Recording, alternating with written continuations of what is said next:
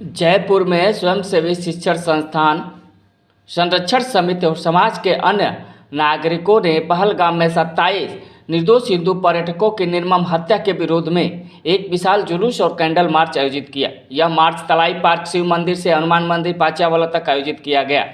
कार्यक्रम को संबोधित करते हुए अध्यक्ष भूपराम शर्मा ने शहीदों के प्रति श्रद्धा सुमन समर्पित करते हुए कहा कि धर्म के नाम पर निर्दोष हत्या जघन्य अपराध है। उन्होंने सरकार से पाकिस्तान द्वारा आयोजित आतंकवाद को समाप्त करने का आग्रह किया।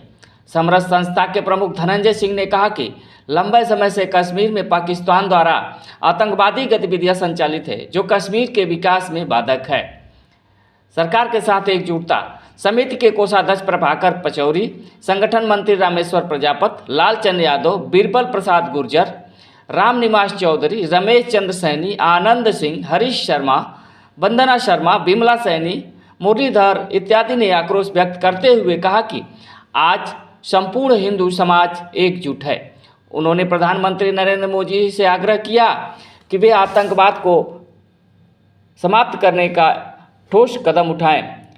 सैकड़ों की संख्या में लोग इस श्रद्धांजलि सभा में शामिल हुए और आतंकवाद के खिलाफ एकजुटता का प्रदर्शन किया। उन्होंने जब सरकार से आग्रह किया कि वे आतंकवाद को समाप्त करने के लिए बड़े कदम उठाएं और देश की सुरक्षा सुनिश्चित करें। मुस्लिम आतंकवाद बंद करो, बंद करो, बंद करो। मुस्लिम आतंकवाद बंद करो, बंद करो।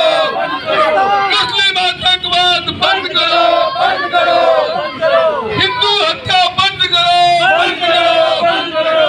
हिंदू हत्या बंद करो, हिंदू हत्या बंद करो, हिंदू हत्या।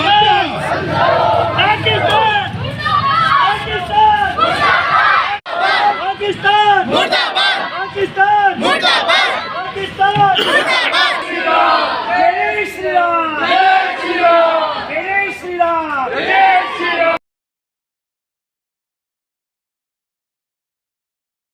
नहीं आया है वो आगे जाए।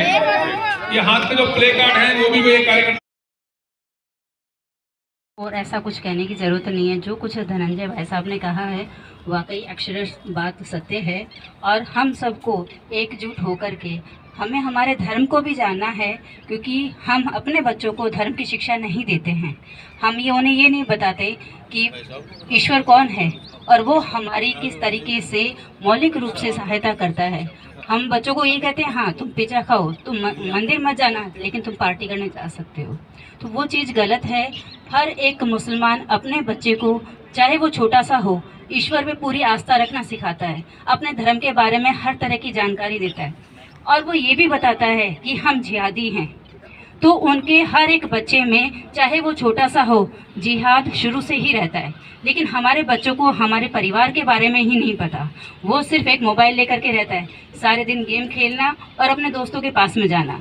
परिवार में कौन कौन लोग हैं, क्या करना चाहिए, ये चीज़ें हमारे हिंदू धर्म के बच्चे बहुत कम हैं जो जानते हैं। ऐसी बात नहीं कि सारे ही बच्चे ऐसे हैं, लेकिन बहुत कम है जो ये बात जानते हैं।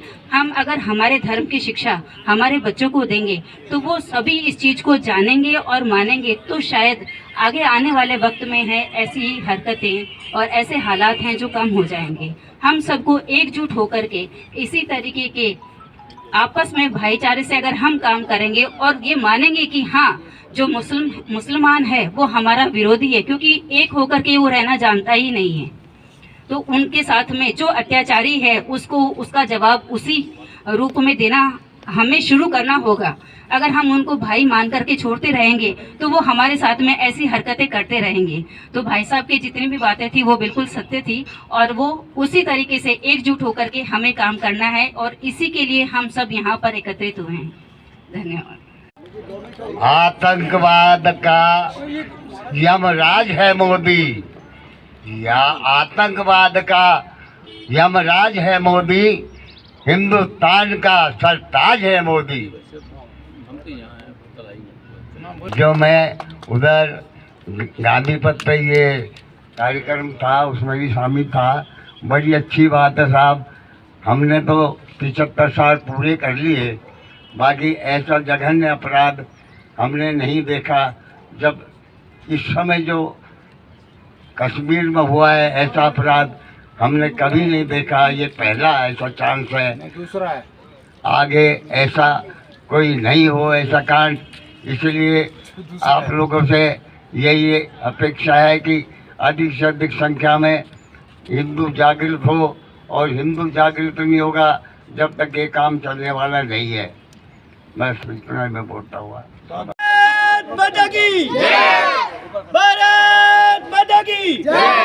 हम जिस उद्देश्य को लेके खड़े हैं, मैं यही चाहूँगा कि जो अभी मिसाल जुलूस हम निकाल रहे हैं, वो मसाल जुलूस सिर्फ आधे घंटे और 1 घंटे की मसाल नहीं है। वो मसाल हमारे सीने में जलनी चाहिए, और वो हमारे सीने में नहीं, हमारे आस पड़ोस, हमारे परिवार, हमारे समाज में जलनी चाहिए, समूचे हिंदुस्तान में, और हिंदुस्तान से बाहर जो हिंदुस्तान के लगाव रखने वाले लोग हैं उन सबके सीने में जलनी चाहिए। ये ऐसी ज्वाला है जो उन आतंकियों को और उनके आकाओं को जब तक हम समाप्त नहीं कर दें तब तक जलती रहनी चाहिए। और अब मीटिंगों का दौर, बातचीत का दौर और बहलाव फुसलाव का दौर समाप्त हो गया है। अब कार्रवाई का दौर है, और ये कार्रवाई होगी तभी आम पब्लिक, आम जनता और हर हिंदुस्तानी का सीना गर्व से ऊंचा होगा। जब तक ये कार्रवाई नहीं होती है और उनको मिट्टी में मिलाने की बात मोदी जी ने कही है वो पूर्ण नहीं होगी, तब तक हमारे दिलों में चैन नहीं आएगा। उन मृत आत्माओं को, उनके परिवारों को सांसोर से भाग लें। और ये ऐसे सिर्फ मसाल जुलूस से काम होने वाला नहीं है, हमें आगे भी इसके लिए तैयार रहना है। हमें बहुत सी उस पीड़ा को शब्दों में, भाषण के रूप में रख पाना बड़ा मुश्किल काम है। जब एक परिवार के अंदर 28 लाशें पड़ी हुई हो, उस परिवार का व्यक्ति कैसे अपनी पीड़ा को व्यक्त कर सकता है? वो तो उसके दुख की घड़ी में हम सब साथ खड़े हैं। हमारा एक हिंदू समाज पूरे भारत का एक परिवार है। विभिन्न जाति पंथों में मत के बाद भी हम सब एक हैं। और अब ये देखिए, इस बार उस हमारी एकता को एक सामूहिक रूप से तोड़ने का बड़ा प्रयास है। 1990 में जब कश्मीर में आतंकवाद शुरू हुआ, देश कश्मीर की 4 बड़ी घटनाएं हैं। 19 जनवरी 1990 को जब सारे पंडितों को बाहर निकाल दिया गया, उसके पश्चात वहाँ जो पंडित रिफ्यूजी कैंप में थे, उन 36 लगभग 40 लोग थे, उन सबको गोलियों से मारा और एक महिला को आरे से चीर दिया उसका रेप करने के बाद। पहली घटना वो थी, बड़ी घटना।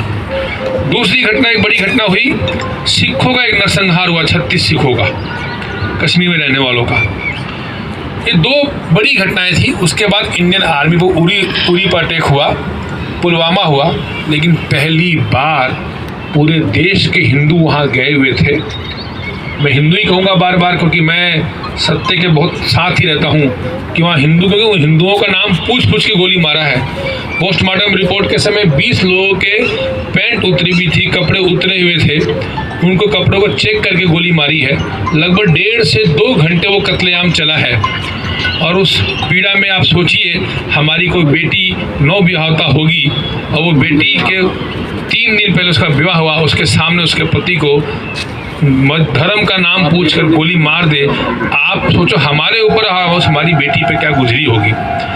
ऐसी घटनाएं वो इसलिए कर रहे हैं कि पिछले कुछ वर्षों में वो हताश हो गए हैं।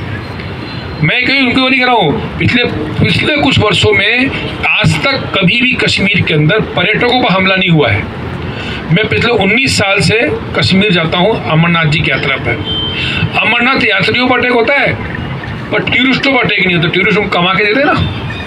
तो इस बार पिछले 5, 7, 8 वर्षों से जो धारा 370 हटी और वहाँ पर सरकार का जो प्रशासन थोड़ा टाइट हुआ, आतंकवाद कम हुआ, तो उनको कोई नहीं मिला, तो सहज उपलब्ध कौन मिला? पर्यटक मिला। और पर्यटकों में भी 1-2 दिन पहले उनके जो पाकिस्तान के राष्ट्रपति ने भाषण दिया था कि भारत का पाकिस्तान द्विराष्ट्र सिद्धांत पर जन्म हुआ, उसी मेंटेलिटी के साथ उन सब का नाम पूछ के मारा। एक दूसरी बात, हमेशा बीमारी को समझना चाहिए। हम जब बीमारी को नहीं समझते हैं ना तो तकलीफ होती है हमको। फिर क्या होगा, चोट लगी और दवाई लगाया, एलोपैथी दवाई लगाया, फिर ठीक हो गई, फिर दोबारा बीमारी होगी। बीमारी हो क्यों रही है? और राजस्थान 1000 वर्षों से पीड़ित है इन मुसलमानों से। हम सब कहा लोगों ने कि हिंदू मुस्लिम क्यों कर रहे हो? मैंने कहा राजस्थान से अधिक कौन जानता है। हमारी बहन बेटियों ने हजारों की संख्या में जोहर किया है। और जोहर क्यों किया उन्होंने? सामने मुसलमान खड़े थे। ये सत्य है। किसी को यूपी को, किसी को मध्य प्रदेश को, बिहार को, बंगाल को ये समस्या नहीं होगी, पर राजस्थान और पंजाब वो स्टेट थे जो बार बार आक्रमणकारियों के निशाने पर थे। होटल में यहाँ बाजरा ही था, पर जानते थे कि जब तक इस बाजरे वाले क्षेत्र को नहीं संभालेंगे तब तक हमारा सल्तनत यहाँ स्थायी नहीं रहेगी। तो हमारे यहाँ तो हजारों माताओं ने अपने सतीत्व को बचाने के लिए अपना शरीर त्याग दिया कि कोई मुसलमान हमारे शरीर को छोड़ नहीं दे।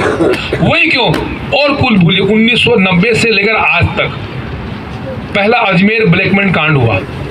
हम सब जो जिनकी उम्र 50 वर्ष से ऊपर है उन सबको याद होगा कि अजमेर में एक सोफिया स्कूल का बड़ा ब्लैकमेल कांड हुआ।